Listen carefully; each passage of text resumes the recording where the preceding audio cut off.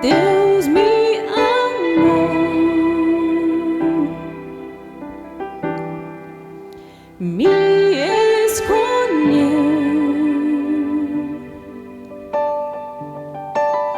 sim, em Jesus,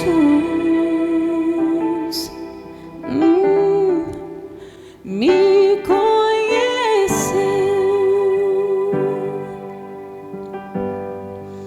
me deu seu Espírito, me fez desfrutar Jesus. Não sei como expressar um tão grande amor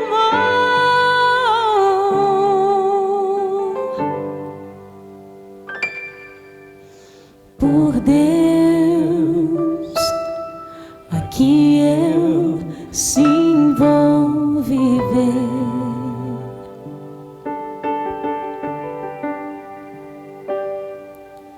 Só Deus a mim vai satisfazer. Amém. No início do ano, no final do ano passado, nós meditamos 4 domingos, eu lembro, na genealogia de Cristo e no capítulo 1 de Mateus. Então, todos nós conhecemos bastante o capítulo 1 de Mateus. Tem a genealogia de Cristo, depois começa a falar a respeito de como Maria concebeu do Espírito e como isso criou um problema para José. E a Bíblia diz que José, sendo um homem justo, um homem bom, ele sabia que o filho não era dele, mas ele não queria difamar Maria. Então ele propôs em seu coração secretamente anular aquele casamento, mas sem difamá-la, sem expô-la de maneira nenhuma. E quando ele estava pensando sobre isso, um sonho, um anjo falou com ele: não faça isso, porque o que está no ventre de Maria foi concebido pelo Espírito Santo, e o nome dele será Jesus, porque ele salvará o seu povo dos seus pecados. E depois que essa história é contada, no versículo 22, 23, Mateus diz assim: tudo isso aconteceu para que se cumprisse o que o Senhor dissera pelo profeta. Nós sabemos que é o profeta Isaías. Então ele diz assim: a virgem ficará grávida, ou conceberá, e dará à luz um filho, e lhe chamarão Emanuel, que significa Deus conosco. Um dos textos mais conhecidos, repetidos. Agora, qual é o contexto desse texto? Por que Isaías falou isso? O que isso toca num dos problemas mais graves e sensíveis que a igreja sofre hoje. Em 1989, houve um grande desastre ecológico no Alasca, quando um navio, Exxon Valdez, sofreu um acidente na enseada do Príncipe William, no Alasca, e derramou 250 mil barris de petróleo. Então foi uma catástrofe ambiental. Na época, a maior que tinha ocorrido. Depois ocorreram outras. E isso foi despejado no mar. E a limpeza custou uma fortuna. E levou um ano para fazer a limpeza de todo aquele petróleo que tinha sido derramado. Mas depois que estava tudo limpo, aparentemente, os cientistas foram analisar tudo e eles chegaram à conclusão de que o método que eles empregaram, que foi empregado na despoluição, na limpeza, naquele grande esforço que custou uma fortuna de limpeza, especialmente a lavagem da costa, com a água quente em alta pressão, que foi o que foi escolhido para tirar todo aquele óleo, a limpeza causou mais dano ecológico do que o petróleo que tinha sido derramado. Porque quando eles usaram água quente em alta pressão para limpar tudo, matou todos os plânctons daquele ecossistema e matou organismos microbianos que são a base da cadeia alimentar de toda aquela região. Então eles chegaram à conclusão de que toda a limpeza causou um mal à natureza muito maior do que o derramamento de petróleo. E aquele lugar ia demorar muito mais tempo para se recuperar do que se recuperaria se o homem não tivesse feito a limpeza como ele fez. E depois de 19 anos, quando eles fizeram de novo um reconhecimento da situação, eles chegaram à conclusão de que ainda precisariam de mais 10 anos para que houvesse uma recuperação daquele ecossistema. Os esforços de limpeza tornaram tudo mais difícil, mataram muito mais e destruíram muito mais. Então, quando nós pensamos nisso, né, no Exxon Valdez, é irônico, não é? Porque o que se queria era despoluir a natureza, era talvez salvá-la. Isso mostra para nós, de uma maneira irônica, é uma ilustração da futilidade da autorreforma humana. O homem causou um desastre a si mesmo, não é assim? O nosso mundo é um grande caos pelo desastre que nós causamos, que o pecado causou. Agora, o mal se torna cada vez maior quando nós tentamos uma autorreforma, quando nós tentamos nos tornar melhores, quando nós tentamos fazer com que nós olhemos para nós mesmos como mais limpos, ou tentemos usar os nossos métodos, nossas ideologias, nossas filosofias, para tornar a vida do homem mais clean, mais limpa. Todas as teorias humanas sobre o próprio homem e o drama do seu coração e o drama da sua alma causam mais dano do que já tinha sido causado pelo desastre inicial. Então nós podemos perguntar: o que faz alguém que desconhecer a verdade de Deus? Isso é tão comum hoje, que desconhecer a verdade de Deus, a palavra de Deus, recorrer a algo que em essência é a negação de Deus, que já começa do ponto em que ele nega a realidade de Deus, para tentar encontrar a partir disso descanso, encontrar paz, encontrar equilíbrio emocional, encontrar solução para os dramas da alma, para a profunda mal que o desastre do pecado causou à alma humana. Como é tão comum hoje? Como a igreja pode realmente, e os cristãos, acreditarem que o homem, negando Deus, pode encontrar coisas que de alguma maneira tragam cura para a alma? Então a incredulidade sobre a verdade de Deus se mostra mais poderosa do que nunca no meio da igreja hoje, ao abraçar filosofias e ideologias humanistas seculares que visam tratar do homem interior, da alma do homem, e essas coisas não caem como um raio na nossa cabeça, não caem como um raio na igreja. Há uma coisa que eu podia chamar de apostasia funcional, ou seja, há uma apostasia que nós negamos, mas que ela na realidade é apostasia, porque é como nós enxergamos a vida e aquilo que nós acreditamos aplicar nela que possa melhorar a vida. Então, quando alguém diz crer na Bíblia, mas vê o homem, a alma do homem, os problemas da alma do homem, à luz de uma filosofia humanista, ele nega funcionalmente a realidade daquele que criou a alma humana. E isso não acontece na igreja da noite para o dia. Nós estamos muito avançados nisso. Os homens não acordam numa manhã e pensam: olha, a partir de agora eu vou arruinar a minha vida e vou arruinar aquilo que a igreja é, o testemunho da igreja, achando que a Bíblia não é suficiente para os dramas da alma humana. Não é assim que acontece. Ele não acorda e pensa assim. Essa semana eu estava escrevendo na internet que Harvard foi criada, não é? Uma das maiores universidades do mundo, e eu estava falando sobre secularização. Ela foi criada sobre princípios que são exatamente o oposto sobre os quais ela opera hoje. Então, quando a universidade foi criada, eu estava dizendo lá ao pessoal, o brasão, o escudo Crimson da Universidade de Harvard, em 1636, é diferente do que ele é hoje. Hoje é veritas, verdade. Só tem isso lá no brasão de Harvard. E olha que Harvard,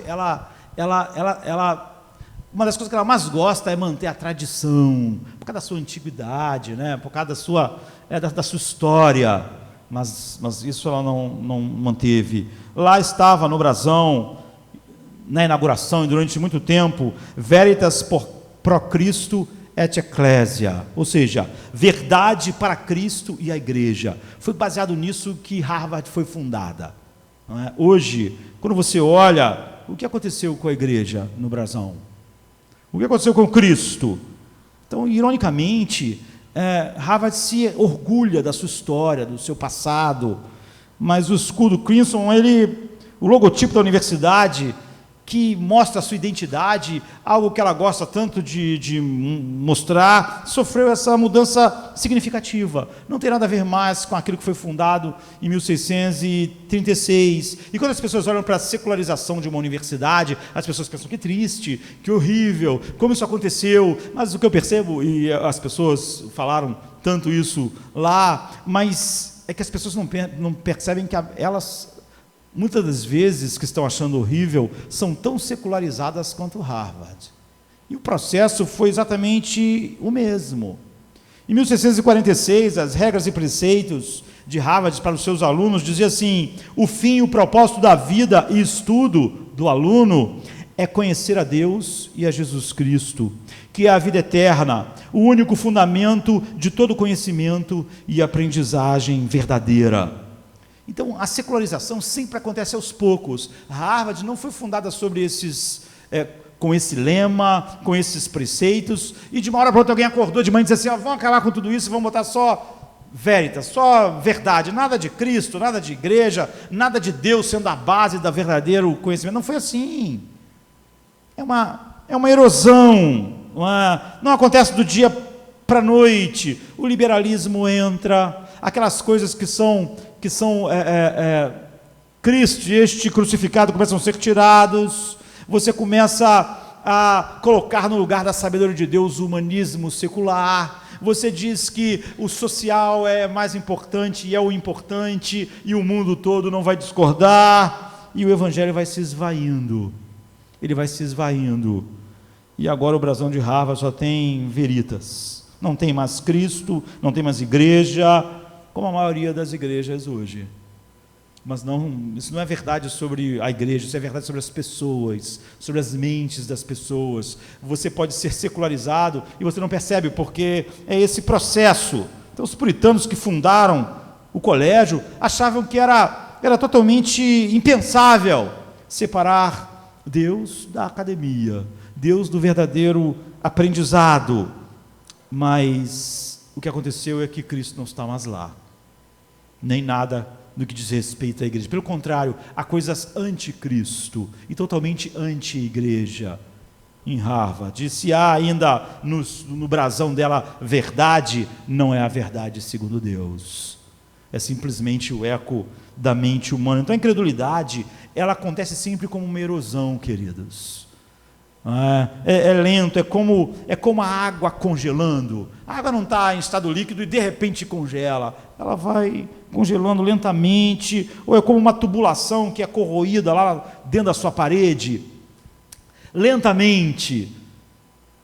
A incredulidade é assim, a secularização é assim que acontece. Provavelmente você percebe muito pouco quão a sua mente vai sendo secularizada à medida que o tempo vai passando. O processo é quase imperceptível. É o processo do crescimento da secularização, ou o processo do crescimento da incredulidade. É como uma árvore crescendo.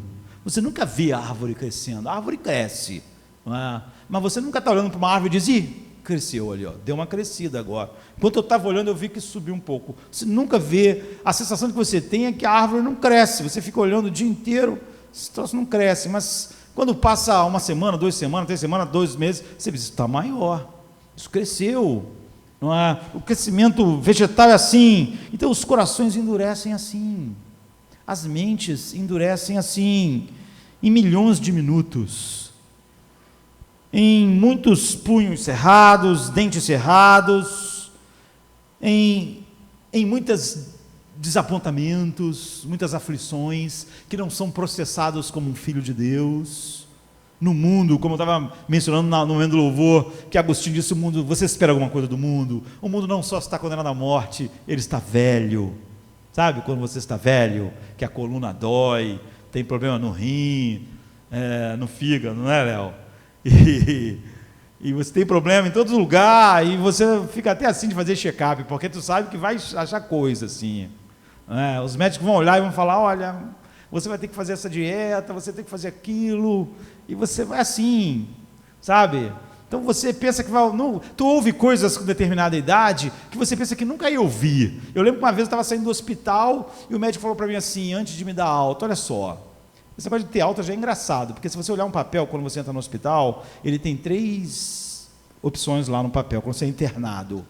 É assim, alta, não é, óbito ou transferência. Quando tu entra no hospital, só tem essas hipóteses, já está lá já no papel. Você ficou lá, você já sabe, ou eu vou ter alta, ou vou ser transferido, porque o troço complicou e outro lugar vai ser melhor, ou eu morri. Mas eu não tinha morrido, né? Então eu ia ganhar alta. E o médico me chamou e falou assim, olha, eu quero que você entenda, que você fique tranquilo. Aí eu já não fiquei tão tranquilo. O médico está me dando alta, você queria falar, vai embora, vai lá, vai comer a sua feijoada, né? Olha, fique tranquilo, porque esse problema que você teve, há uma boa sobrevida para ele. Sobrevida? Pensei que eu ainda ia viver, agora eu já estou sobrevivendo, né? E ele falou, fique tranquilo. Então é isso, o mundo está envelhecendo. Agostinho disse, o mundo está fraco, o mundo está respirando mal, ele está numa sobrevida, ele já está quase respirando por aparelhos. Então perto de todas essas coisas que vai minando o homem exterior, e que na maior parte das pessoas não há algo que não está sendo minado, porque Paulo diz assim, o meu homem exterior está se corrompendo, ele está dizendo, meu corpo está cada vez pior, eu estou cada vez mais velho, está tudo, mas meu homem interior, o apóstolo Paulo não dependia de uma filosofia humanista para o seu homem interior, para a sua alma, para o seu coração. Por causa disso ele podia dizer assim, o meu homem exterior está se corrompendo, mas o meu homem interior se renova a cada dia, ele está cada vez melhor, eu estou cada vez melhor, cada vez mais parecido com Cristo, de um grau de glória para outro grau de glória, assim, à medida que eu contemplo Cristo.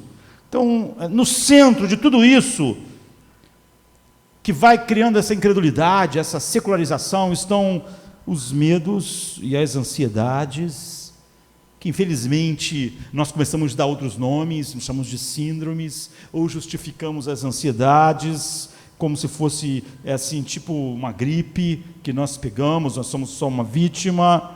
E a incredulidade,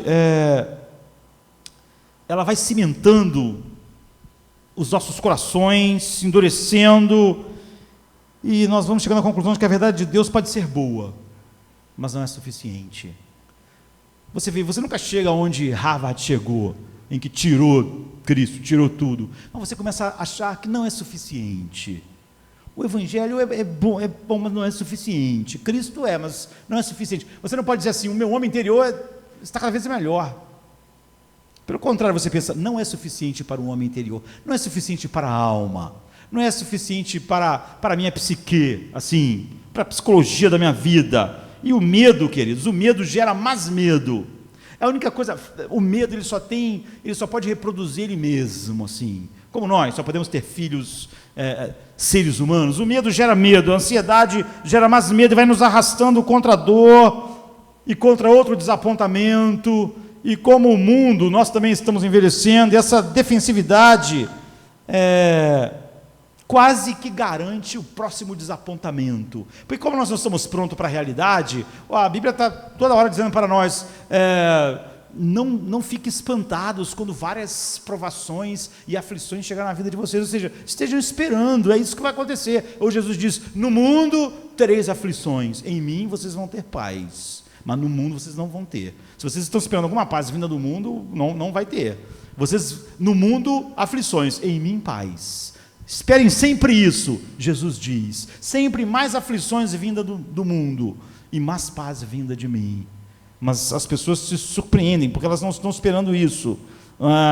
Então, isso garante o próximo desapontamento, porque você estava esperando outra coisa, e você então começa a pensar em autoproteção, você começa a pensar em consertar as coisas, como as pessoas que foram tratadas do acidente do Oscar Valdez, né, tentando fazer a limpeza, do Exxon Valdez, e quando você começa a enxergar a realidade de que tudo acaba não funcionando exatamente de acordo com o teu plano, e você vai tendo o fato das coisas no mundo não acontecendo como o seu plano, e nem o seu corpo, nem no mundo, você vai tomando essas coisas não como a Bíblia diz que você era para tomar. No mundo, esperem aflições. Você estava esperando outra coisa. Ou então, se alegrem quando chegarem muitas aflições, como disse Tiago. Você estava esperando outra coisa. Então você não se alegra. E por você não se alegrar, você vê isso como uma agressão. Uma agressão.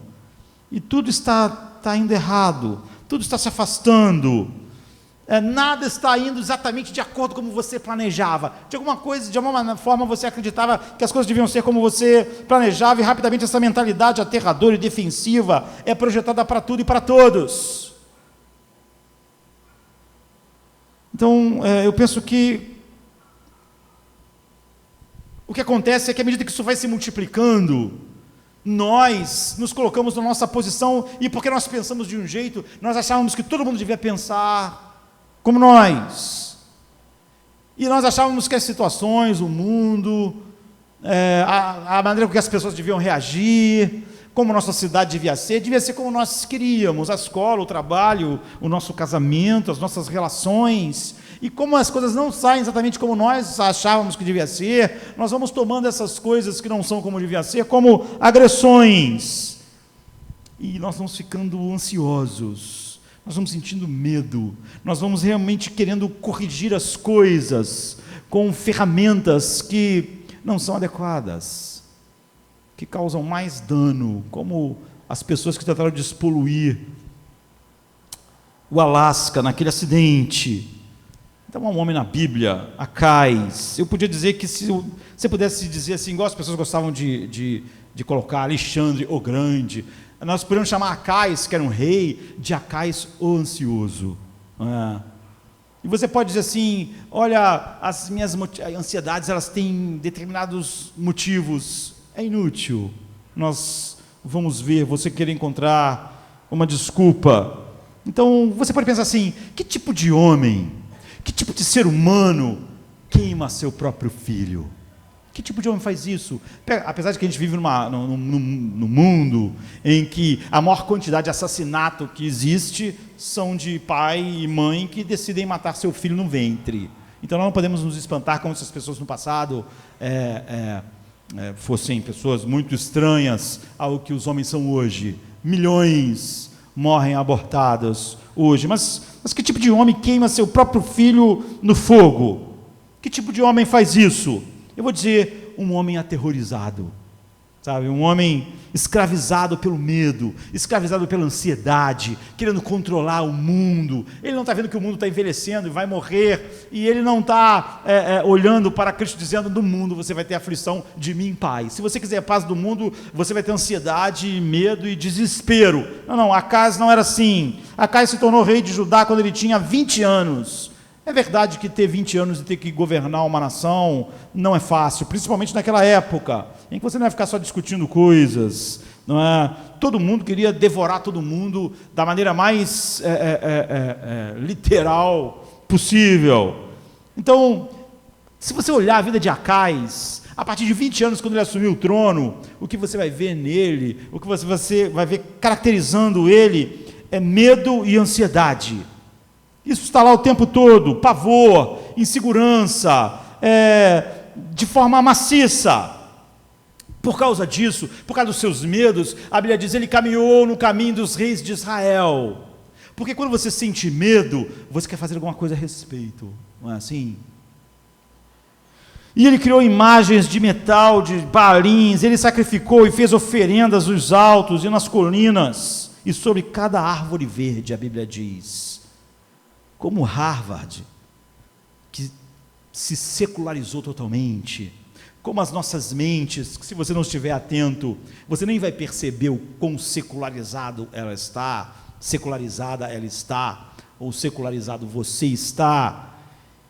Acais ficou totalmente secularizado, mas era um medo, queridos, era o medo que impulsionava ele. Ele era paranoico, obcecado com o que as nações ao seu redor estavam fazendo, com os exércitos das outras nações, com os problemas sem fim que cercavam ele. Ele pensava sempre no perigo que ele estava correndo, no perigo que Judá estava correndo, em como ele tinha que lidar com isso, e eles o afligiram, e ele se tornou obcecado com seus medos, seus pavores, seu pânico, sua ansiedade. Ele ficou constantemente vivendo sob a sombra dessas coisas. E quando ele viu que o altar de Tiglat-Pileser, que era o rei da Síria, que tinha um grande exército, era poderoso, quando ele viu o altar desse rei em Damasco, ele ordenou que fosse feito um altar igualzinho para ele. Eu quero que vocês olhem o altar que Tiglat-Pileser fez, eu quero um igual. Por quê? Ele queria limpar as coisas, ele queria resolver os problemas que geravam medo, que geravam ansiedade, que geravam o pavor nele, na nação de Judá. Ele queria fazer como o pessoal do Exxon Valdez, ele queria limpar a costa dos barris de petróleo, e o pessoal causou mais morte, mais dano. Então ele era assim, ele queria limpar, ele queria uma autorreforma. O ser humano sempre acredita que ele pode lidar com os seus dramas, né? Com os dramas da alma. Ele não diz como o apóstolo Paulo, o meu homem interior está se renovando, não porque eu achei uma filosofia nova, não porque eu sou o Freud da antiguidade. Então ele queria curar as coisas. Então ele começou a remodelar um monte do templo por causa do rei da Síria, por causa do medo do rei da Síria. Ele pensou, se isso funciona lá, vai funcionar aqui. Se o rei da Síria tem aquele altar, eu vou fazer um altar igual. É assim, é o medo que nos faz. Por que tantos cristãos acham que a Bíblia não é suficiente e vão pegar um naco da filosofia humanista, da psicologia secular? Porque ele acredita, olha, ele está com medo, ele está ansioso, ele acha isso aqui não é suficiente, então ele estava ansioso, ele estava obcecado, ele estava inseguro. E o livro de Crônicas diz assim, 2 Crônicas 28, 22 e 23, em sua angústia, você vê, ele estava angustiado, em sua angústia, ele tornou-se ainda mais infiel a Deus, porque ele sacrificou aos deuses de Damasco, que o derrotou. E disse, ou seja, ele pensou o seguinte, se Damasco está vencendo, se o rei da Síria está vencendo, então eu vou também, eu vou pegar o tratamento que eles usam, eu vou usar. Você vê o medo, o pavor. E ele disse assim, a Bíblia diz assim, porque ele sacrificou aos deuses de Damasco, que o derrotou, e disse, porque os deuses dos reis da Síria os ajudaram, eu sacrificarei a eles, para que possam me ajudar também. Mas eles foram a ruína dele e de todo Israel. Você vê, ele tentou uma cura, ele tentou encontrar um caminho, ele tentou ser esperto, não é assim? Ele tentou ser pragmático. Se isso está funcionando lá, vai funcionar para mim. Eu vou mandar fazer um altar igual dele, eu vou começar a colocar estátuas de balistas em todos os altos. Ele estava sendo guiado pelo medo. Eventualmente, isso não aconteceu da noite para o dia. Ele começou a colocar um balinho aqui, a misturar, a adorar a Deus com Baalim. Sabe quando você vai misturando o evangelho mais uma coisinha? Jesus e mais algo. Então ele começou assim, como Harvard, que não foi a verdade para Cristo, por Cristo e para a igreja, para ser totalmente secular. Não. E a casa fez a mesma coisa, mas chegou uma hora que ele fechou as portas do templo. Ele ficou igual Harvard, chegou uma hora que não tinha mais nada. Ele começou a misturar, até que não sobrou mais nada. E ele adorava a princípio Deus e um pouquinho outros deuses. Depois Deus e outros deuses. Depois ele só adorava os outros deuses mesmo. E ele fez isso, ele fechou tudo. A Bíblia diz assim, 2 Crônicas 28, 24. Acais juntou os utensílios do templo de Deus e os retirou de lá. Trancou as portas do templo do Senhor e ergueu altares em todas as esquinas de Jerusalém. E sim, isso não tem limites. Quando você acha que Deus não é suficiente, quando Jesus diz assim, no mundo tereis aflições e em mim paz, quando você acha que isso não é suficiente, você vai achar que você só precisa de botar mais uma coisa junto com isso, mas isso nunca para. A secularização é assim. Você podia pensar que a secularização de Harvard ia parar em algum momento, mas não parou.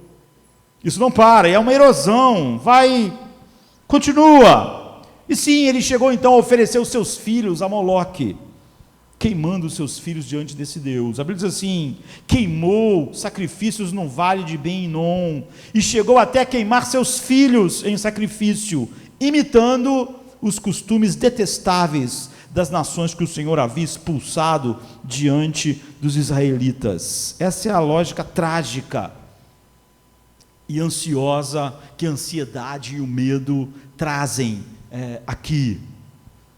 Ele tinha medo de quê, queridos? Ele tinha medo de perder. Ele era apavorado com a ideia de perder. Ele tinha medo da morte. Ele tinha medo da dor. Ele tinha medo do fracasso. Ele tinha medo de perder o trono. Ele tinha medo de perder o reino. Por que as pessoas correm para algo que não é Deus? Porque elas têm medo, não é assim? Tem gente que acha que se ela obedecer a Deus, ela não vai ser feliz no romance. Ela acha que aquele romance é muito bom e que se ela servir a Deus, ela vai perder aquilo. É o medo sempre que faz você achar que você precisa de algo mais. Por que a pessoa acha que a Bíblia não pode tratar de algo? Porque ela está com medo. Ela está com medo de que aquilo não é suficiente, ela está apavorada com aquilo. E o medo do fracasso, o medo da dor, o medo da morte, o medo da perda em Acais, provocou exatamente a perda, a morte, a dor e a destruição. O medo e a ansiedade, ouvir o medo e a ansiedade e não Deus, fez acontecer exatamente o que ele temia. É como se fosse ele caminhando na direção exata daquilo que ele mais temia. Toda desobediência em qualquer área que acontece, sempre é por causa do medo e da ansiedade. Porque em vez de a pessoa olhar para o medo e para a ansiedade, como a Bíblia disse, ela pensa que há uma outra maneira de lidar com isso, como Acais está fazendo. Certamente ele pensou que não havia outra maneira. Você pode pensar assim, mas Acais, como é que ele fez isso? Hein? Não. Ele pensou como você pensa, que não havia outra maneira, que não há outra forma, porque ele ficou preso. Ele pensou, mas não há mais nada que eu possa fazer. Esse problema é muito grave, esse problema é muito grande, esse problema é muito complexo, esse problema é muito difícil. É o que as pessoas dizem para abraçar o humanismo secular e as suas filosofias. É assim que a igreja faz. O medo sempre nos leva a apelar para outra sabedoria. Quando você está com medo e ansiedade, ou você trata isso como Deus disse, ou você vai apelar para uma sabedoria que não é de Deus. E isso não é o que a igreja começou a fazer, isso é o que ela já fez aos montes. A igreja não está no início de um processo de secularização. Ele está muito avançado. Mas não pense na igreja como você pensa em Harvard, pensa na sua mente, como o processo de secularização, como uma erosão, começa na sua mente, você começa a acreditar em coisas que são opostas àquilo que a Bíblia diz, sobre a alma humana, sobre as suas necessidades, sobre os porquês dela ser o que ela é, e os dramas que ela sofre, como você começa a ver isso como tão grande, tão complexo, que você começa a achar, não, isso aqui está grande demais, complexo demais, a sabedoria de Deus não pode lidar com isso, então sempre que você é controlado pelo medo e pela ansiedade, você vai buscar outras sabedorias que não é de Deus. Quantas vezes eu escuto, olha pastor, você não sabe o que é a noite da alma, não sabe como eu estou sofrendo, você não sabe, é o que Acas dizia. Essa pessoa não tem nenhum argumento, você vê pessoas que dizem para mim isso, não tem nenhum argumento teológico, queridos, não tem um argumento bíblico, que ela fala sobre, olha o meu problema, não tem saída, não tem solução, ela está olhando não para a verdade de Deus, era o que Acas dizia, como é que eu vou lidar com a Síria, como é que eu vou lidar com aquele grande exército, como é que eu vou lidar com esses poderes, não tem saída, eu tenho que fazer coisas, não basta eu confiar nisso aqui, isso não é suficiente. Então, essa pessoa, quando as pessoas começam a dizer para mim, olha, o senhor não conhece os dramas da minha alma, os problemas, a noite escura da alma, essas coisas assim, essa pessoa vai usar o humanismo secular para se justificar. Não importa se a pessoa é um leigo ou um teólogo, você vai ver, ele vai começar a falar, e você já sabe o que ele está falando, eu já escutei, eu já li isso nos livros de psicologia, eu já li isso de um monte de homens que não teriam uma relação com Deus. Isso não é um argumento não é um argumento teológico, não importa se você falar assim, aquele ali é o maior teólogo do mundo, o que ele está dizendo? O que ele está dizendo não é um argumento teológico, não é um argumento bíblico. Ele está falando sobre a mente, ele está falando sobre os problemas da alma, mas ele está usando todos os parâmetros que não vêm de Deus.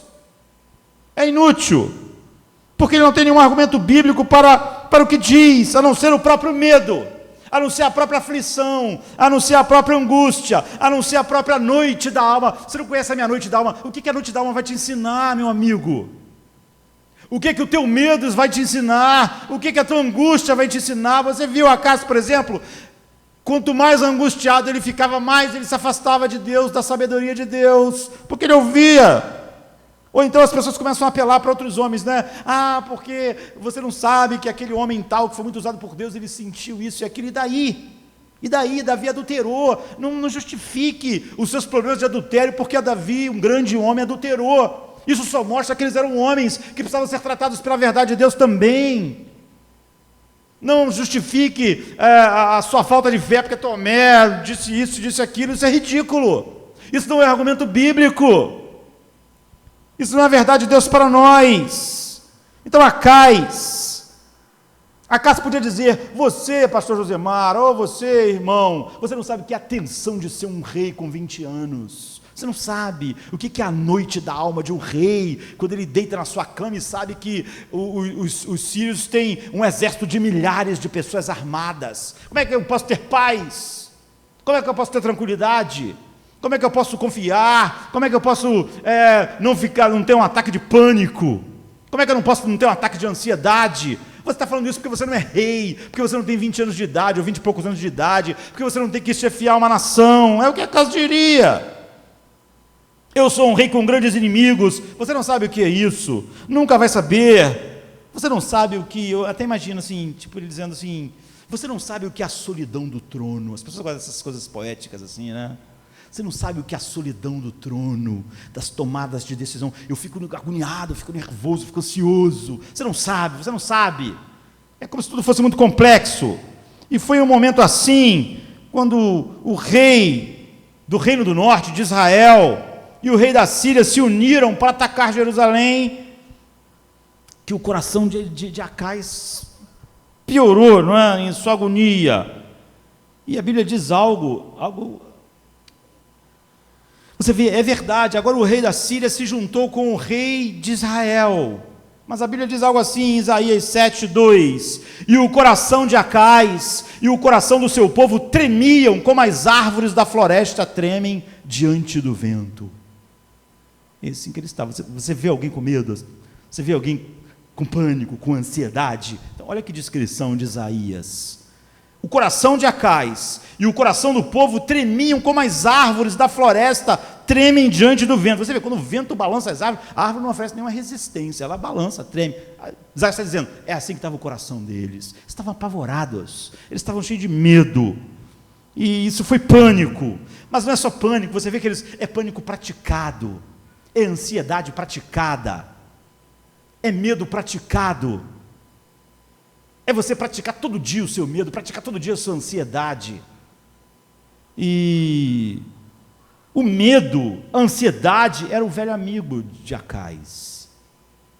Ele justificou, ele encontrou nomes bonitos como Noite da Alma para ela, ele fez isso, medo, ansiedade, ficou aconselhando ele todos os dias, ensinando o coração de Acais, e humanamente falando, não era algo sem razão, queridos, não era algo sem razão, humanamente falando, era anteriormente, esses dois reis, o rei da Síria e o rei de Israel, se juntaram e atacaram Acais. Qual foi o resultado?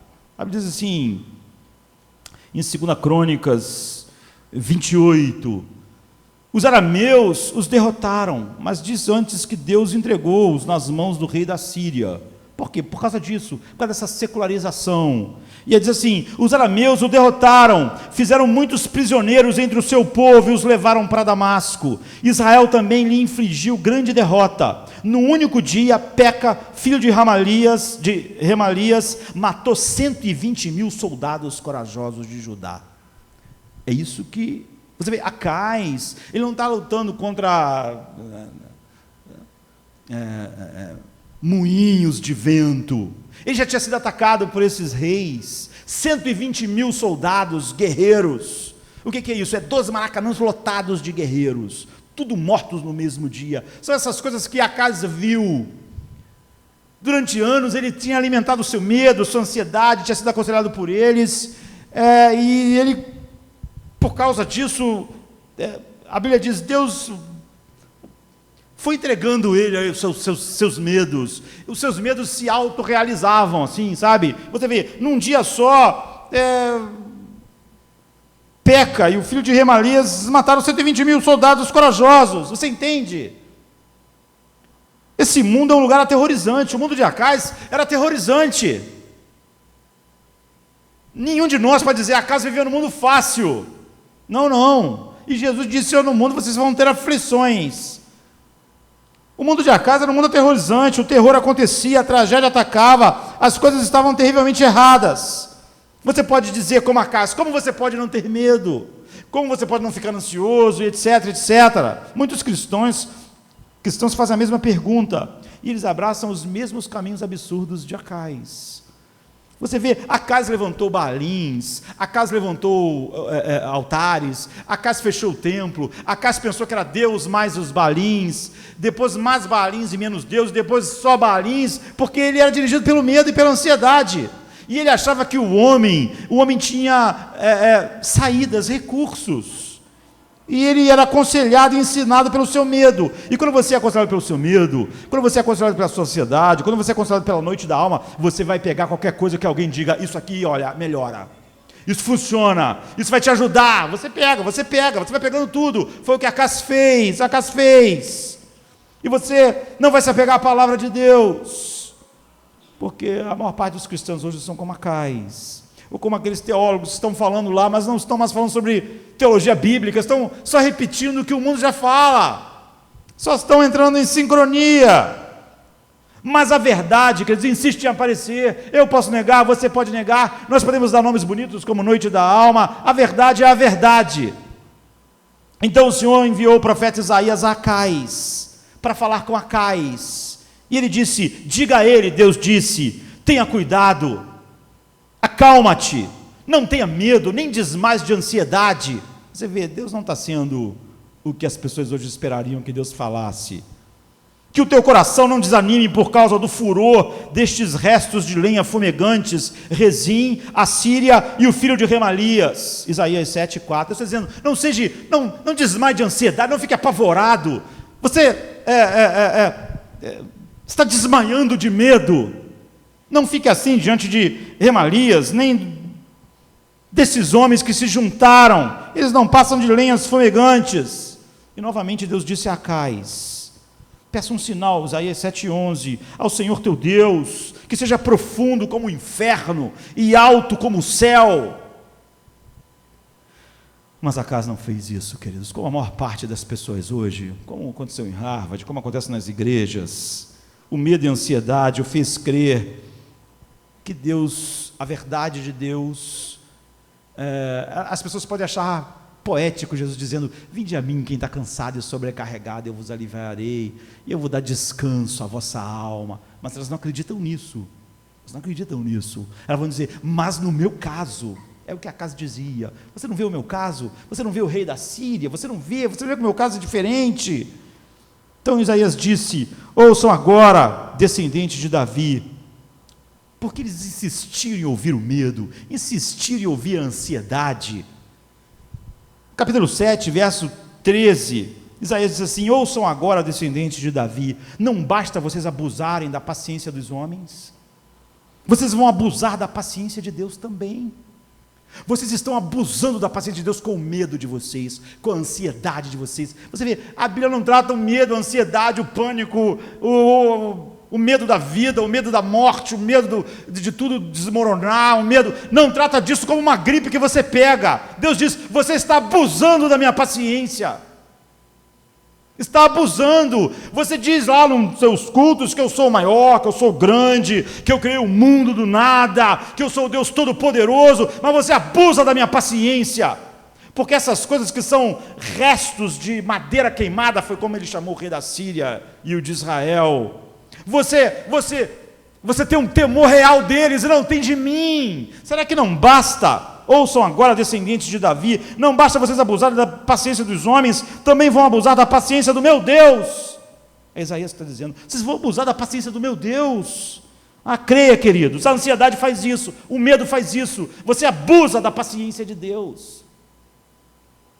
O homem acredita em tudo, menos em Deus. Você pode abrir a Bíblia, pregar, ele ouve, mas ele diz, mas no meu caso, eu ouvi um especialista, que ele diz o seguinte, aí pronto, ele não está falando mais sobre o que Deus disse, é inútil, ele está abusando da paciência de Deus. Cristãos hoje acreditam firmemente, como Acaz, que Deus e a sua palavra não são suficientes para lidar com os medos, terrores, ansiedades, ou então, poeticamente, as noites da alma, mas o nome disso é incredulidade. Então é por isso que Isaías disse isso, ouçam agora, descendentes de Davi, não basta abusarem da paciência dos homens, também vão abusar da paciência do meu Deus. A secularização, queridos, já fez um trabalho enorme nos nossos dias, fez a mente da maior parte dos cristãos se parecer com a Universidade de Harvard. Ela acredita numa verdade, em veritas, mas não a verdade de Deus mais.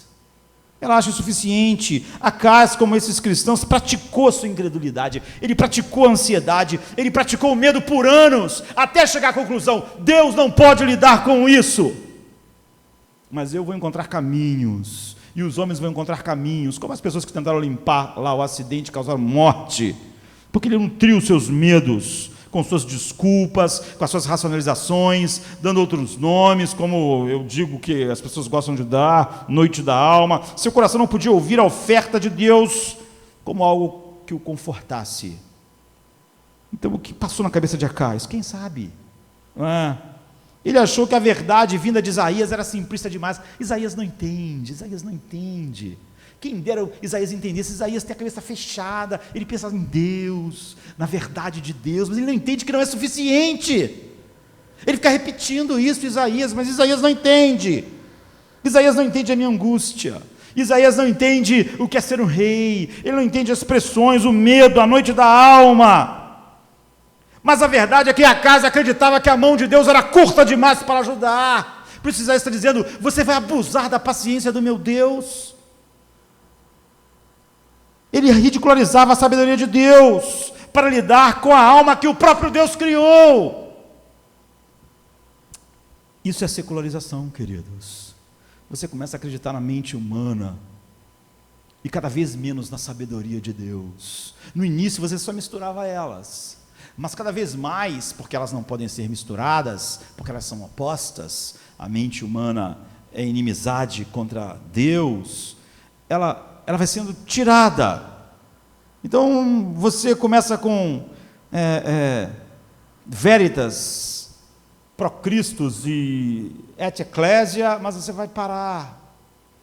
E você vai ficar com uma verdade que não tem nada a ver. Então é por isso que Isaías está dizendo isso. Ouçam agora, descendentes de Davi, não basta abusarem da paciência dos homens, também vão abusar da paciência de Deus. Ele simplesmente não acreditava que o que estava sendo dito era verdade e era suficiente para o que ele estava experimentando, os seus dramas, os seus medos. E como essas nações poderosas podem desaparecer rapidamente. Ele pensava, como é que você vai poder lidar com o problema da Síria? Como é que Deus vai poder lidar com o problema de Israel se juntando com a Síria e vindo sobre mim? Você não sabe como é triste pensar sobre isso. Não é uma solução simples. Você, Isaías, é um simplista. Isaías dizia, não, Acais, você está abusando da paciência de Deus. Isso que você está experimentando não é ser tratado com um pouquinho de remédio, porque você é uma pessoa sofredora, você é uma pessoa incrédula, você se tornou secularizado, é por isso que você queimou seus filhos, você abraçou todas as receitas que não vinham de Deus para lidar com os seus medos, ansiedades, porque na verdade você tem ídolos que são atiçados por esses medos e ansiedades. Você acredita que Deus não pode lidar com isso, que isso está muito além. É o que as pessoas fazem hoje, queridos. Essa é a secularização. Foi assim que Harvard se tornou secularizada. Isso aqui está muito além do que Deus pode ver, pode resolver, pode ensinar, pode tocar com a sua palavra. Não é o que os cristãos dizem sobre os seus medos, ansiedades, que agora eles chamam de síndromes e noites da alma. Quando você pratica o medo e a ansiedade e se preocupa, Deus vai parecendo cada vez mais inútil para você. Até que você começa a defender que tem pessoas que acham que Deus é tão inútil que elas ficam totalmente desesperadas e dão um tiro na cabeça. E você vai encontrar uma desculpa para isso. É como tentar encontrar uma desculpa para Acais queimar os seus filhos, porque ele estava com muito medo, muito desesperado, que é o que a Bíblia diz, em sua angústia. Ele não parou de continuar tentando lidar com a sua angústia, assim, sem Deus. O humanismo secular, com as suas teorias, faz a sabedoria de Deus parecer inútil. É por isso que ele está dizendo, vocês vão continuar abusando da paciência de Deus. Acais achava que a ajuda tinha que vir de outro lugar, não da verdade, não de Isaías. E ele pensava em ser pragmático, por isso que ele mandou criar um altar igual de Tiglat-Pileser, rei da Síria. Por quê? Porque ele está pensando, isso acho que ajudou ele lá, vai me ajudar também. Esse altar, esses balins ajudaram. E ele queria limpar, ele queria se auto-reformar, ele queria se auto-curar, como as pessoas do Exxon Valdez querendo limpar a costa do Alasca. Sempre que o homem pensa que ele pode se purificar, se melhorar, ajeitar a sua alma, ele vai se tornando sempre pior. Então ele começou a remodelar o monte do templo por causa do rei da Síria. O que o rei da Síria fazia, ele imitava. O que o rei da Síria, um pagão, fazia, ele também fazia. Se lá estava fazendo uma coisa, o que está ensinando na Síria sobre isso? Vou fazer também. E ele começou a fazer isso, ele foi nesse caminho. Isso é pragmatismo. Ele estava ansioso, ele estava obcecado, ele estava inseguro, ele estava com medo. E Crônicas diz, em sua angústia, tornou-se ainda mais infiel para o Senhor, porque sacrificou aos deuses de Damasco, da Síria, que o derrotou, e disse, porque os deuses dos reis da Síria os ajudaram, eu sacrificarei a eles, para que possam me ajudar. Mas eles foram a ruína dele, e de todo Israel. É isso. Você vai vendo cada vez mais, quando você o seu medo é alimentado, e ele te aconselha, a sua ansiedade, você vai vendo a sabedoria de Deus cada vez mais inútil, a sabedoria do mundo cada vez mais útil, até que você acha a sabedoria de Deus totalmente inútil. E você vai encontrar uma explicação com a sabedoria do mundo para qualquer coisa, naqueles que deviam estar vivendo para Deus. Isso ocorre porque o medo e a ansiedade funcionam, queridos, em contrafacção, entende? Funcionam em adulteração, em deturpação, em falsificação, em imitação falsificada da verdade, para substituir a verdade, para tirar a verdade e ocupar o seu lugar, como acabou acontecendo com Acais. Ou, cada vez mais para você, a sabedoria humana vai parecendo mais plausível e inteligente, e a mente de Deus mais estúpida para você. É por isso que Isaías não trata disso de uma maneira leve. Ele diz, vocês vão continuar abusando da paciência de Deus. E você é alimentado pela mente natural como? E se isso acontecer? E se aquilo acontecer? E se isso piorar? E se aquelas coisas acontecerem? E se a noite da alma ficar mais escura? não é? E as perguntas, preocupações, medos, ansiedades, rapidamente vão se aglomerando em nossa mente, a conclusão e os resultados falsos começam a surgir. Aparentemente cada vez mais prováveis de acontecer, porque medo gera medo, ansiedade gera ansiedade. Então você pensa, é essa doença, é a química do meu cérebro, esse problema no trabalho, são essas crianças, é o meu casamento, são meus pais, são minhas contas. E cada um dos medos vão se tornando uma realidade mais concreta. A nossa circunstância parece então realidades imutáveis.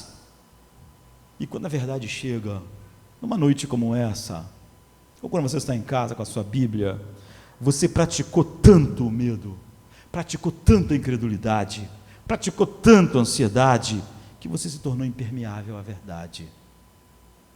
Não é porque o pastor José Márcio está falando, podia ser Isaías, você podia estar lendo Romanos, ou você podia estar lendo Paulo aos Filipenses, lance sobre Deus, ou Pedro, vossa ansiedade é porque Ele tem cuidado de vocês. Você podia estar ouvindo Paulo dizendo, pessoalmente dizendo, e a paz de Deus que guarda todo entendimento, que excede a todo entendimento, guardará as vossas mentes e os vossos corações em Cristo. Mas você está impermeável à verdade. A verdade parece ridícula, estranha, na verdade até ofensiva, você fica até com raiva.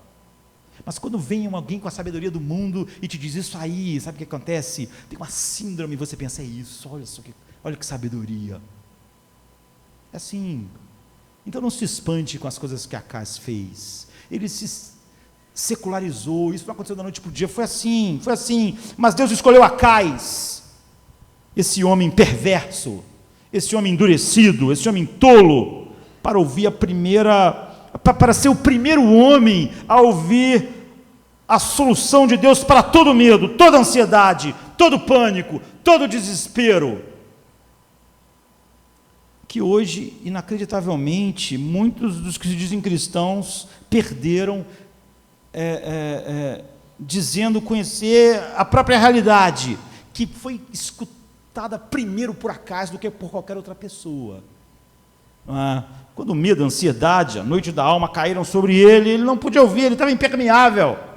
E o que Deus revelou a ele, pela boca do profeta de Isaías, naquele momento, como solução de todo medo, de toda ansiedade, de todos os pavores, e todas as noites da alma, chega a ser irônico. O que foi oferecido a ele, e qual é o problema da igreja hoje? Isaías, no capítulo 7, 14, disse para Acás, por isso o Senhor mesmo vai te dar um sinal, Acás. A virgem ficará grávida e dará à luz um filho, e o seu nome se chamará Emanuel. É por isso que você não devia estar com medo, é por isso que você não devia estar assim ansioso, é por isso que você devia estar em paz. Esse é o contexto de Isaías, de Mateus capítulo 1, quando o anjo diz aquelas coisas para José, e Mateus diz, ele disse isso por causa do profeta que disse. Então, Isaías está citando Isaías falando para Acás, e esse é o contexto, o medo, a ansiedade que pisa na sabedoria de Deus, e essa é a solução de Deus para toda ansiedade, 800 anos antes. Então esse versículo que é tão repetido no Natal, que nós gostamos tanto, foi dita para Acás, foi dita para o homem que já tinha dito, até quando você vai abusar da paciência de Deus? Por causa disso, por isso, o Senhor mesmo vai te dar um sinal, vai dar um sinal, e a virgem vai ficar grávida, e dará à luz um filho, e ele se chamará Emanuel. Essa é a solução para o verso 2. O verso 2 tinha dito, o coração de Acás e o coração do seu povo tremiam como árvores na floresta, tremem diante do vento. 7:2. No 7:14, por isso o Senhor mesmo lhe dará um sinal, a virgem conceberá e dará à luz, ou ficará grávida e dará à luz a um filho, e ele se chamará Emanuel. Que sinal estranho, não é estranho? Isaías diz, por isso você devia ter paz. Essa é a razão, Acás, esse é o sinal. Como esse sinal está exatamente relacionado à situação de Acás. Acás podia pensar, mas que maluquice é essa? Eu aqui estou sem paz, ansioso, com medo, desesperado, estou pensando no rei da Síria. Isaías me disse que Deus vai dar um sinal, é que a virgem vai conceber e vai dar à luz a um filho, o seu nome vai ser Emanuel. Como isso me ajuda? Você acha isso ridículo? Ele pensar assim, mas isso é pior hoje. Porque Isaías está dizendo para ele assim, só dessa promessa ser real, Acais, só nessa promessa de que Emanuel vai estar, Deus conosco, devia ser o suficiente para a sua paz. Mas só que nós não somos como Acais, que tem que olhar para 800 anos e ter paz em pensar, um dia Emanuel vai chegar, um dia a virgem vai conceber. Essa é a maneira de lidar-se com todo medo e ansiedade. Nós estamos há 2000 anos do que isso já aconteceu. O Filho de Deus já veio ao mundo, já morreu numa cruz, já disse tudo está consumado. A nossa situação de incredulidade é muito pior do que a de Acais. Isaías está dizendo, você tinha que crer, Acais, no que promete, no que Deus diz, e essa é a única maneira de se lidar com todo medo e toda ansiedade. Emanuel, a virgem vai conceber, é por isso que Jesus disse, em mim vocês vão ter paz, no mundo, aflições. Mas isso foi cumprido de algum modo durante os dias de Acais? Não! Isso se cumpriu 800 anos depois, mas mesmo assim, a promessa e a confiança nela, no sinal, devia ter sido suficiente para Acais, foi suficiente para Isaías, devia ser suficiente para todos que se dizem o povo de Deus. Mas Acais não achou suficiente. O que? Emanuel, Deus conosco, a virgem conceberá. Você não entende os dramas da minha alma. É por isso que Isaías tinha dito, num verso antes, ouça agora, descendente de Davi, não basta abusarem da paciência dos homens, também vão abusar da paciência de Deus. Isso você vê, ele diz no 13, vocês estão abusando de Deus com medo, com a ansiedade de vocês, debochando da sabedoria de Deus, do poder de Deus, do Criador de todas as almas, dizendo que Ele é insuficiente, que a sabedoria dele é insuficiente. Vocês estão abusando, por isso o Senhor mesmo lhes dará um sinal, a virgem ficará grávida e dará à luz a um filho, e o seu nome se chamará Emanuel. Então, só a promessa devia ser suficiente, e é por isso que ele está dizendo, não basta abusarem, porque Acais achava isso não é suficiente. Agora, você acha suficiente?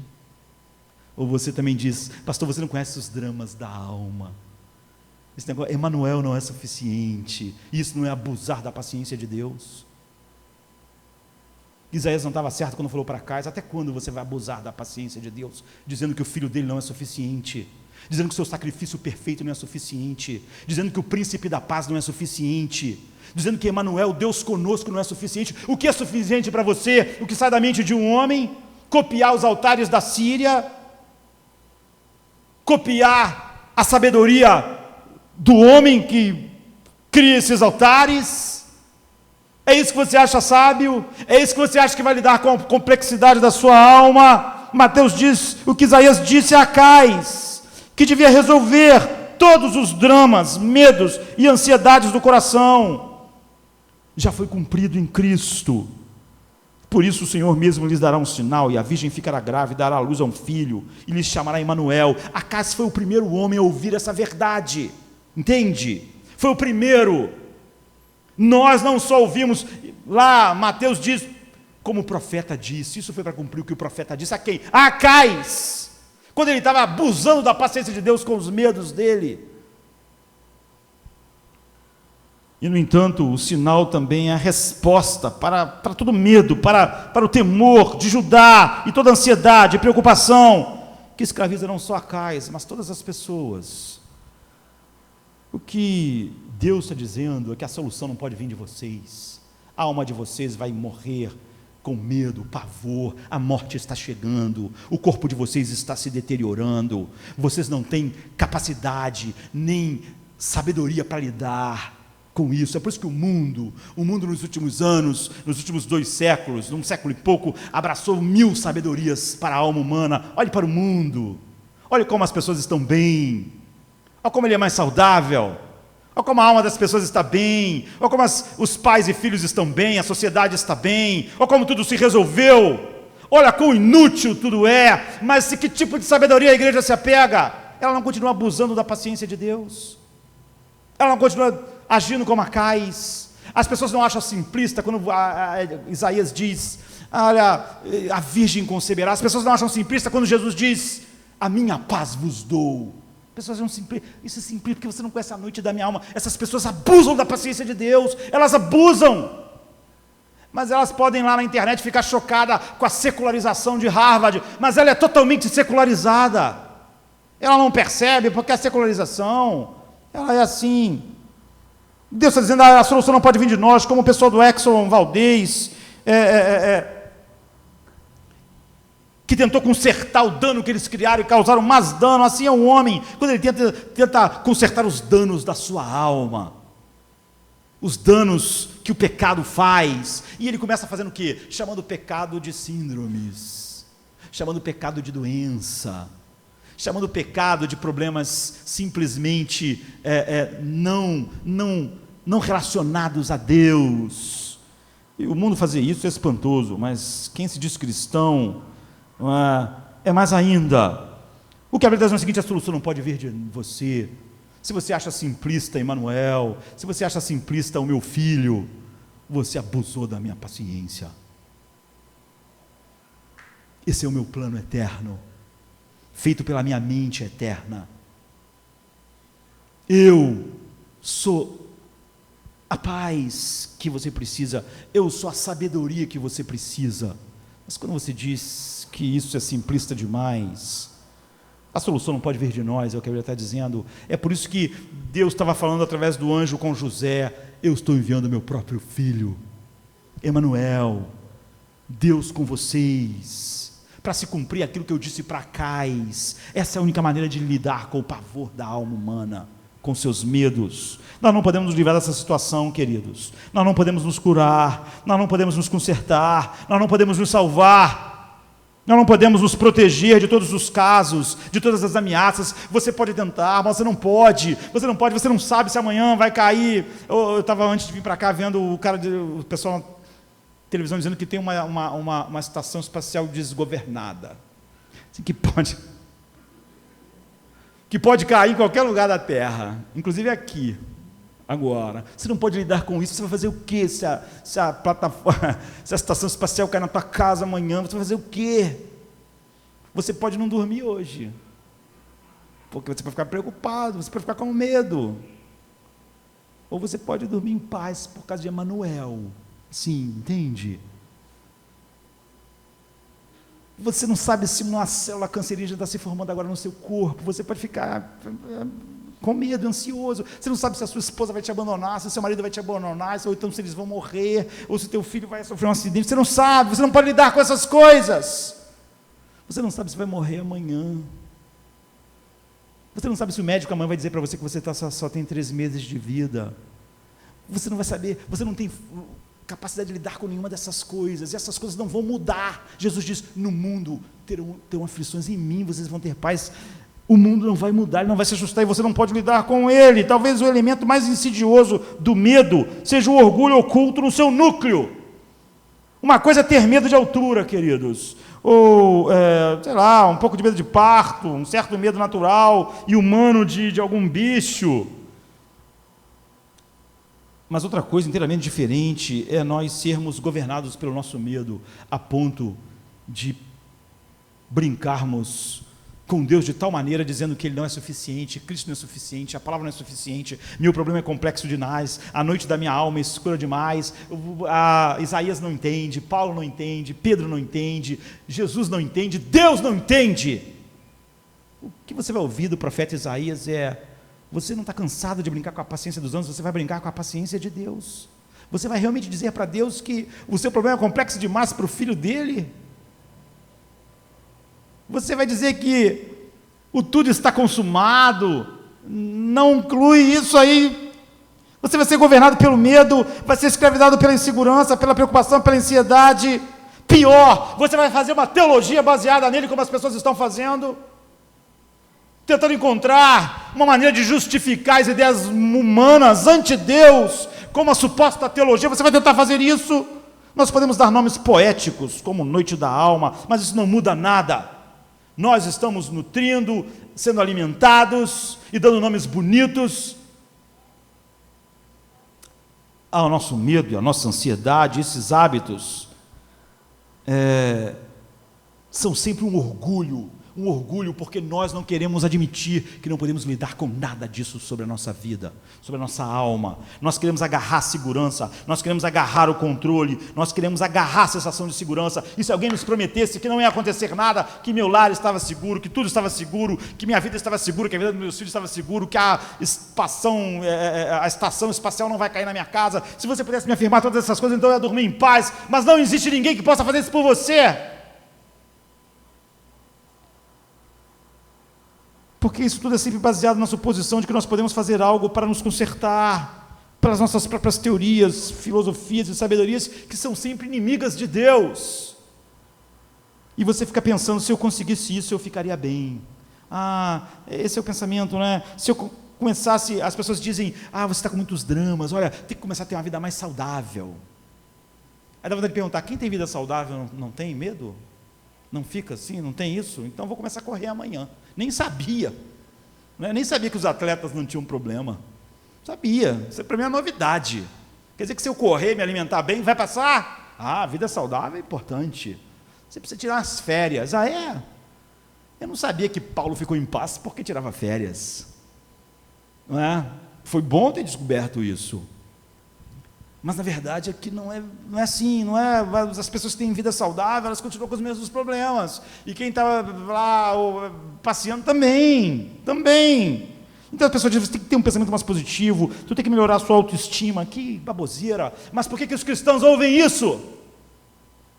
Porque eles acham que o problema é tão complexo, e essa porcaria realmente é complexa.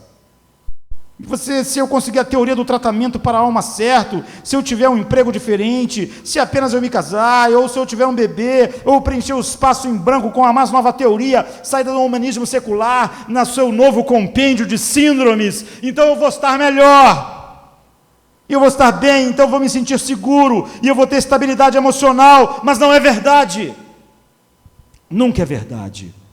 Você vai de um lugar alto para outro lugar alto. Acais, ele colocava um balinho aqui e ficava, agora eu vou ficar em paz. Mas ele não ficava em paz. Aí ele pensava, mas eu vou botar outro balinho ali, e vou botar outro balinho lá, e outro balinho. A Bíblia diz que ele encheu Israel de balins, mas ele ficou em paz.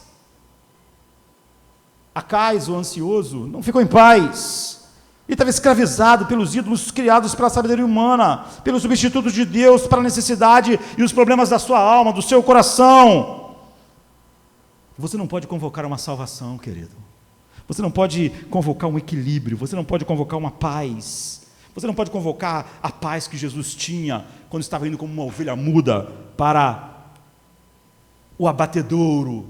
Você não pode ter essa paz. Você não pode ter essa paz baseada numa teoriazinha. Você não pode encontrar um salvador no humanismo secular. Você está tentando. Você está dizendo, esse salvador não é suficiente para os dramas da alma. Mas quem sabe há um salvador em algum lugar. Foi o que Acais pensou. E o humanismo secular é totalmente refratário a Deus, e o que tenta explicar o homem a partir de Deus. Então ele explica o homem sem Deus. É por isso que Harvard não tem mais nem Cristo, nem igreja no seu brasão. Mais do que um deserto pode produzir um jardim, queridos. Nenhuma filosofia secular vai produzir paz em você, nem tranquilidade, nem agora, nem na hora que você estiver morrendo, nem quando o médico te falar que não tem mais nada que possa ser feito, nem quando a pior notícia chegar, não vai poder produzir, sabe, mais do que uma virgem não pode conceber, não é? Então, você precisa de um poder que faz a virgem conceber, só isso pode lidar com os seus medos. Por isso que Isaías está dizendo para Acais, Deus vai te dar um sinal, a virgem conceberá e dará a luz. É necessário esse poder infinito que faz Deus nascer no mundo, para ter paz no mundo como o nosso. Então ouça agora, descendentes de Davi, não basta abusarem da paciência dos homens, também vão abusar da paciência de Deus. Por isso, Deus mesmo vai lhes dar um sinal, e a virgem conceberá e dará à luz um filho. Você que se diz cristão, pode, como Acais, achar o mesmo que ele, não é suficiente. Isso que Isaías está dizendo, por isso o Senhor mesmo lhe dará um sinal, e a virgem ficará grávida e dará à luz um filho. Você vê que nessa passagem, o anjo diz para José, você vai colocar o nome dele de Jesus, porque ele vai salvar o seu povo dos seus pecados. Dizendo que isso é suficiente para tudo, na vida e na morte. É a única verdade que nos faz lidar com tudo. Mas talvez, eu espero que não, talvez você praticou a sua incredulidade e ansiedade por tanto tempo, nutriu seus medos, seu coração não é um coração novo, que pode sentir paz por ouvir isso. A virgem conceberá e dará à luz um filho, e o seu nome será Emanuel, Deus conosco, ou como o anjo disse um pouco antes, o seu nome será Jesus, porque ele vai salvar o seu povo dos seus pecados. Mas se você for como Acais, seja honesto, diga que não é cristão, faça como Acais. Ele fechou o templo, ele parou de misturar Deus com os Baalins e disse, eu só vou ficar com os Baalins mesmo. Seja então pelo menos honesto, igual o pessoal de Harvard. Tira Cristo, tire a igreja, deixe só Veritas lá, diga que você não tem nada da sabedoria de Deus, que você, já que você resolveu fazer o que Isaías diz no versículo anterior, vocês vão continuar abusando da paciência de Deus, já que você resolveu por este caminho, então não misture o evangelho com o humanismo secular. Não diga que precisa se ajuntar dois, não tente misturar a nova aliança com o pensamento secular. Ele fechou as portas do templo. Harvard ficou só com Veritas e não com Cristo, nem mais Eclésia. Paulo, Pedro, todos vão falar que o que foi dito pelo profeta Isaías a Acais é a solução. Paulo vai dizer, não andem ansiosos por coisa alguma, mas antes de tudo, pela oração e súplica e com ações de graças, apresente seus pedidos a Deus, e a paz de Deus, e não fala nada sobre ser resolvido nenhum problema, que excede todo entendimento, guardará os seus corações e suas mentes em Cristo, no Emanuel, naquele que Isaías falou para Acais, quando Acais estava abusando da paciência de Deus com seus medos e ansiedades.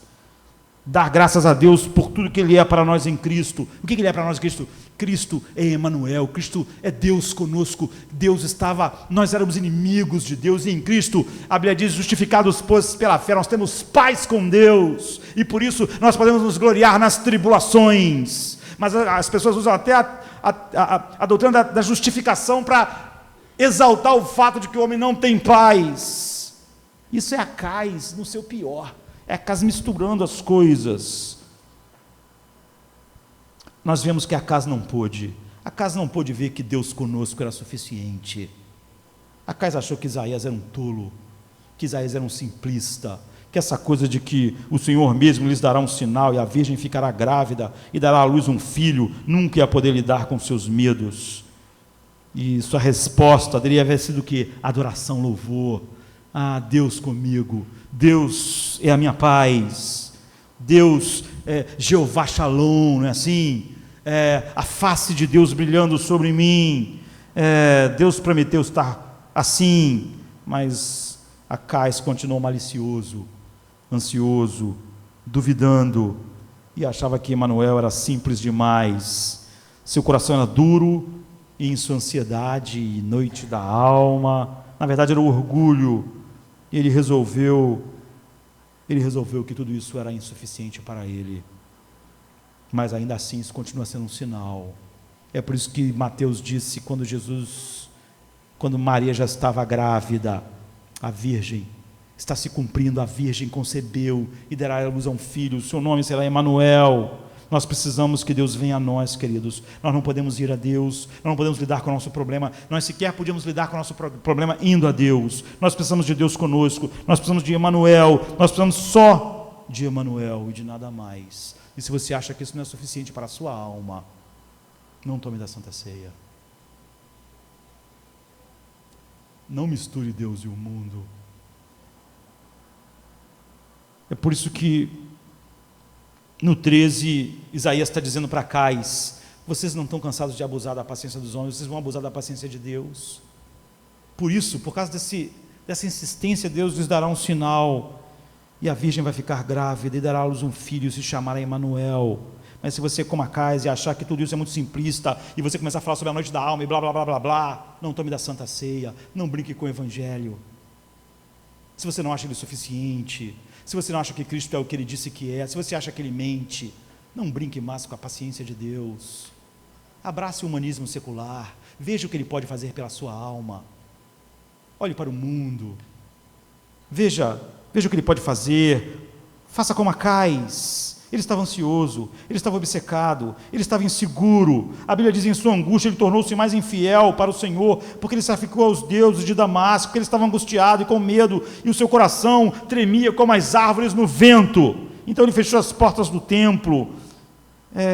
Ele imitou as coisas detestáveis da sua cultura para lidar com o seu medo. O medo sempre nos leva a apelar a outras sabedorias que não Deus. Acais não ouviu. Ele não achava Deus suficiente. Ele achou Isaías um tolo. Você pode achar Mateus um tolo também, achar o anjo que falou com José um tolo, mas então não brinque que você é cristão.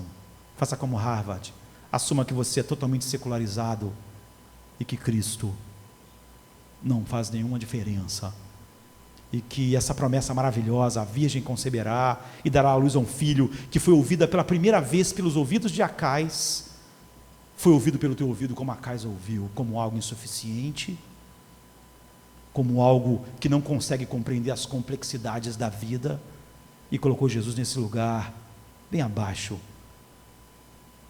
do lugar que ele está, assentado à destra de Deus, totalmente vitorioso, dispensando à sua igreja paz, graça e misericórdia infinita. Vamos ficar de pé.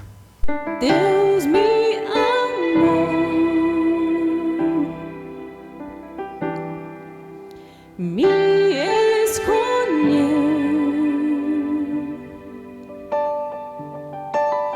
sim, em Jesus,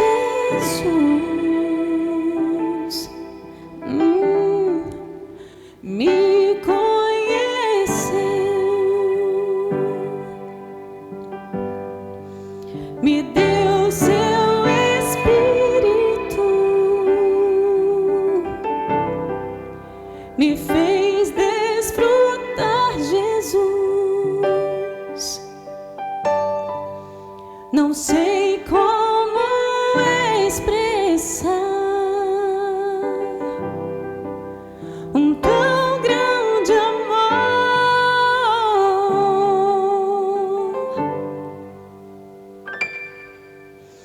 por Deus. Aqui eu sim vou viver.